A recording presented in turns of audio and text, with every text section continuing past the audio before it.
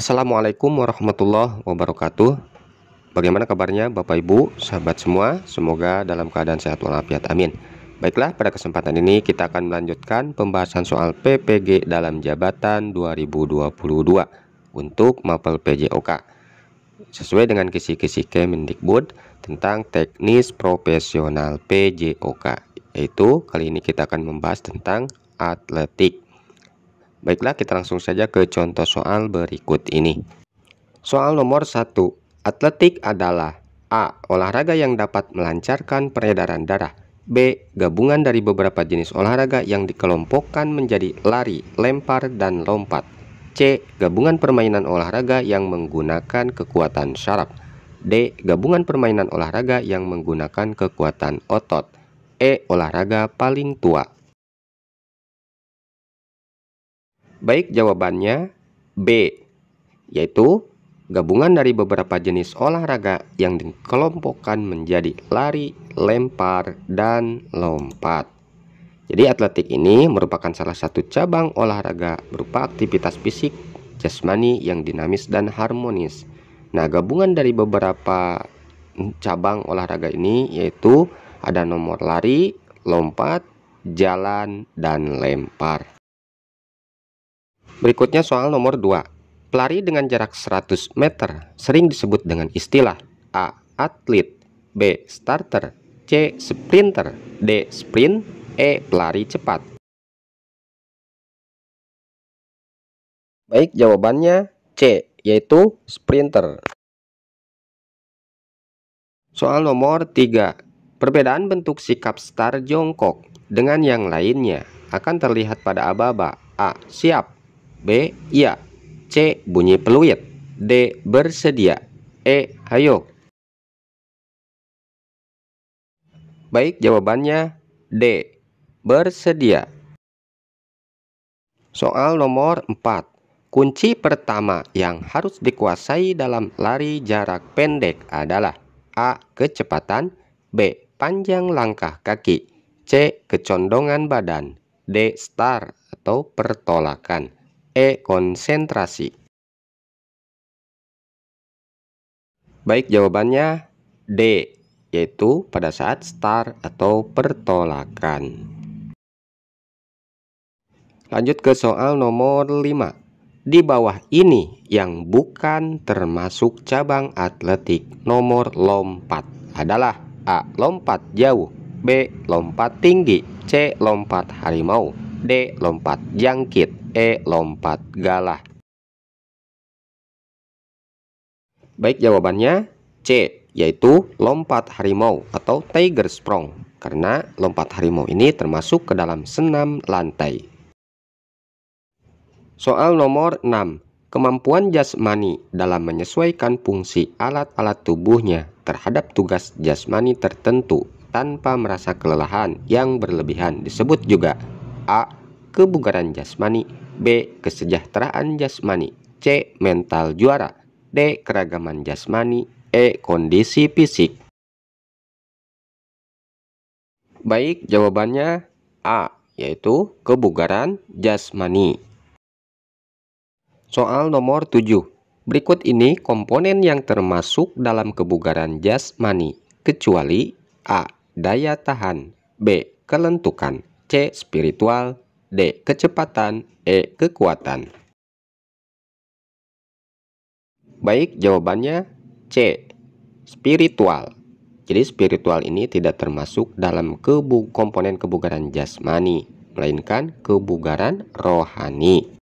Terdapat 10 komponen kebugaran jasmani. Di antaranya yang pertama ada kekuatan atau strength, kemudian daya tahan, endurance, daya otot, muscular power, kecepatan, speed, daya lentur, flexibility, kelincahan, agility, koordinasi, keseimbangan atau balance, ketepatan, akurasi, dan reaksi atau reaction.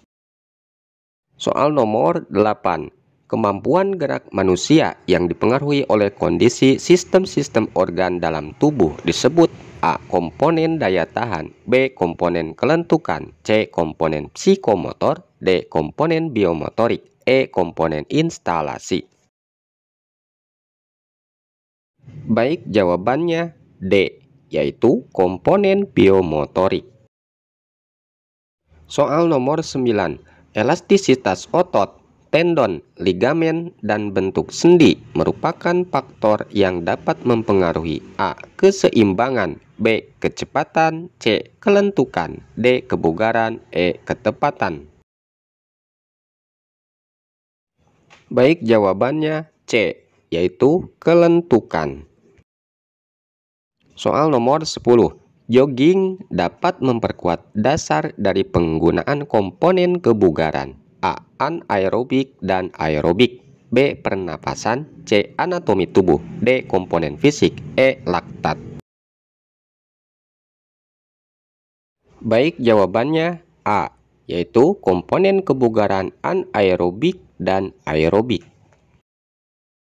Berikutnya soal nomor 11. Sahnya lompatan yang dilakukan oleh seorang atlet lompat jauh menurut juri adalah A. Tolakan dilakukan di belakang papan tolakan.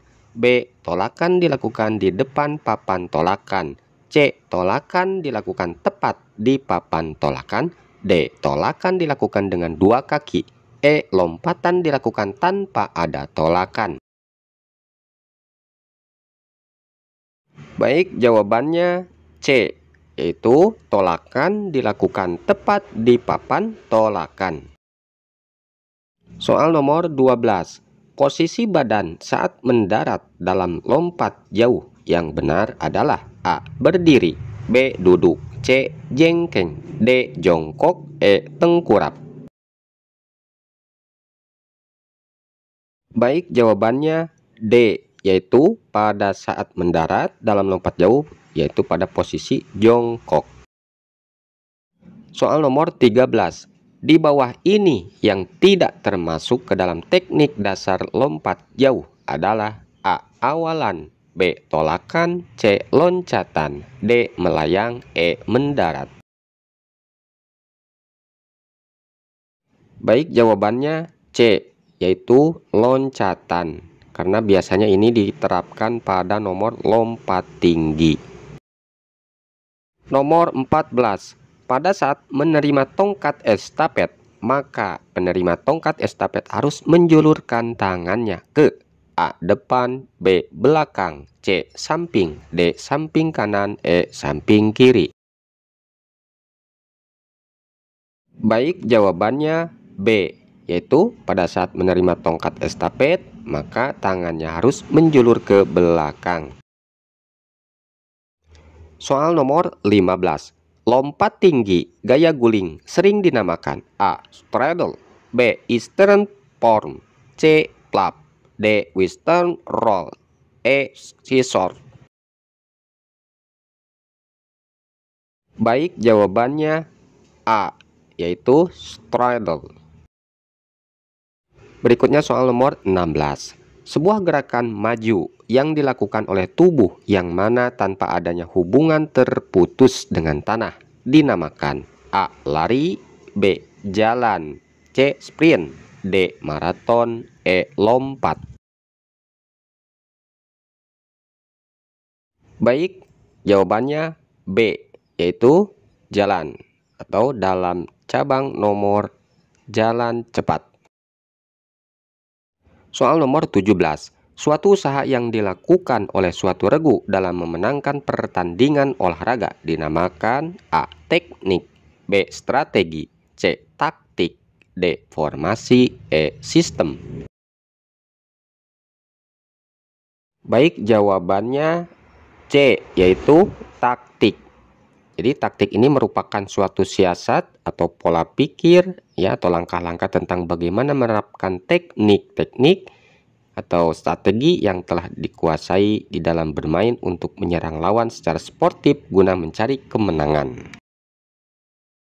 Soal nomor 18.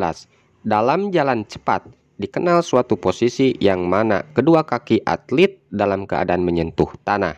Posisi tersebut dinamakan A. Topang depan, B. Topang belakang, C. Relaksasi, D. Topang tunggal, E. Topang ganda. Baik, jawabannya E, yaitu posisi topang ganda. Berikutnya soal nomor 19.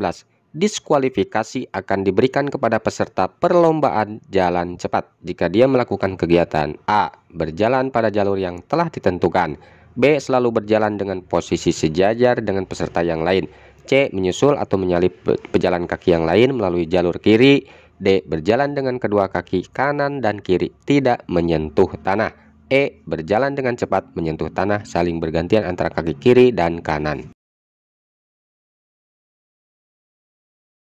Baik, jawabannya D, yaitu berjalan dengan kedua kaki kanan dan kiri tidak menyentuh tanah. Jadi, jika atlet atau peserta pejalan cepat, jika kakinya tidak menyentuh tanah, maka itu akan didiskualifikasi.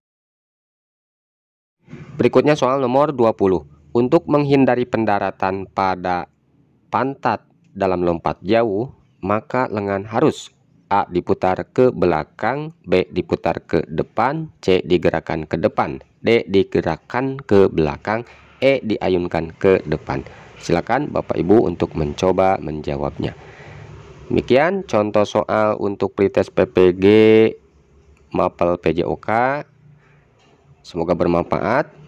Mudah-mudahan kita bisa melanjutkan pada contoh soal berikutnya. Terima kasih. Wassalamualaikum warahmatullahi wabarakatuh.